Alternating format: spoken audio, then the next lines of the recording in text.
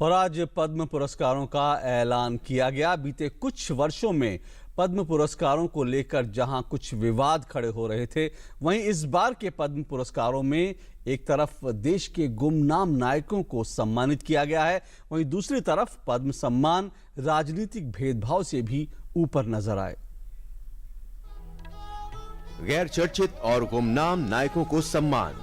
देश में पहली बार मोदी सरकार ने राष्ट्र के असली नायकों को पद्म पुरस्कारों से सम्मानित करने का फैसला किया है।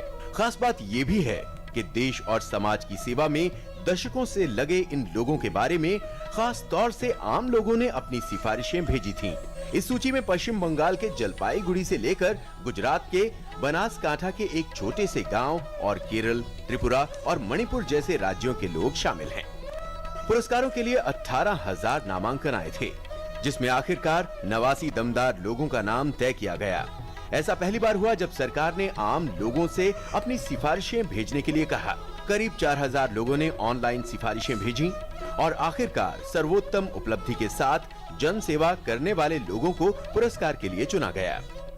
पूर्व लोकसभा अध्यक्ष पीए संगमा हो या फिर एनसीपी अध्यक्ष शरद पवार को पद्म विभूषण देने का फैसला हो, फैसला राजनीति और राज्यों के चुनाव के आधार पर नहीं, बल्कि काबिलियत और नेतृत्व क्षमता के आधार पर किया गया है।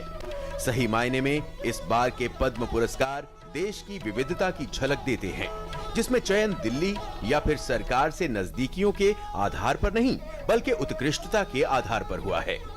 अनसंग हीरोज यानी देश के करीब 1.5 दर्जन गुमनाम नायकों को इस बार पद्मश्री से सम्मानित किया जा रहा है। मीनाक्षी अम्मा से मिलिए, तलवार वाली दादी अम्मा। 7 साल की उम्र में अखाड़े में उतरकर तलवार थामने वाली अब 76 साल की मीनाक्षी केरल में युद्ध कला कलरी फाइट सिखाती हैं। उम्मीदों की बुनकर स्कूल ड्रॉप आउट चिंताकिनी मलेशियम ने एक ऐसी मशीन बनाई जिससे परंपरागत पोचमपल्ली साड़ी बुनकरों को पहले के मुकाबले लगने वाला समय और मेहनत 1/3 रह गया।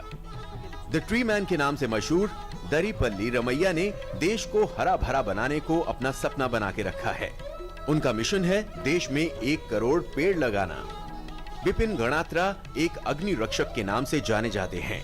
एक आग दुर्घटना में अपने भाई को गंवाने के बाद बिपिन लगातार एक स्वयंसेवी के तौर पर आग में फंसे लोगों की जान बचाने के लिए अपनी सेवाएं दे रहे हैं। मरणोपरांत पुरस्कार पाने वाली डॉक्टर सुनीति सोलोमन को एड्स के खिलाफ लड़ाई लड़ने के लिए याद किया जाएगा। साल 1985 में उन्होंने पहली बार देश में एड्स का मामला ढूंढा था।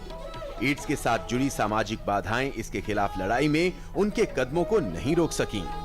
रोड दुर्घटनाओं में शिकार लोगों को तुरंत मदद पहुंचाने वाले डॉक्टर सुब्रतो दास को हाईवे का मसीहा भी कहा जाता है।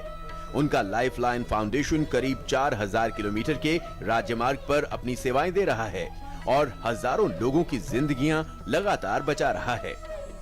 इसके अलावा संस्कृत को बढ़ावा देने के लिए चामू कृष्ण शास्त्री को भी पद्मश्री से सम्मानित किया जा रहा है। डॉक्टर दादी के नाम से मशहूर 91 साल की डॉक्टर भक्ति यादव गायनोकोलॉजिस्ट हैं। वो उत्तर प्रदेश और मध्य प्रदेश में लगातार पिछले 68 सालों से मुफ्त में महिलाओं का इलाज कर रही हैं।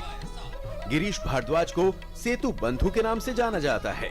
पेशे से इंजीनियर गिरीश ने अब तक अपने स्रोतों से सुदूर इलाकों में 100 से ज्यादा लो कॉस्ट यानी कम कीमत वाले पुल बनवाए हैं।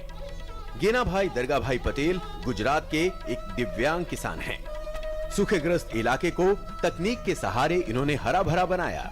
देश के सबसे बड़े अनार उत्पादक किसानों में से एक जेना भाई को अनार दादा के नाम से भी जाना जाता है।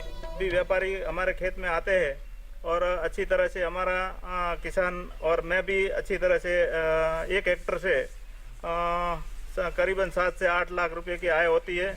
पद्म पुरस्कारों की सूची में जो अन्य नाम शामिल हैं, उनमें भक्ति गीत गाने वाले येसुदास, वरिष्ठ राजनीतिज्ञ मुरली मनोहर जोशी और स्वर्गीय सुंदरलाल पटवा शामिल हैं, जो मध्य प्रदेश के पूर्व मुख्यमंत्री थे। ये सब पद्म विभूषण से सम्मानित होने वाले 7 लोगों की सूची में शामिल हैं।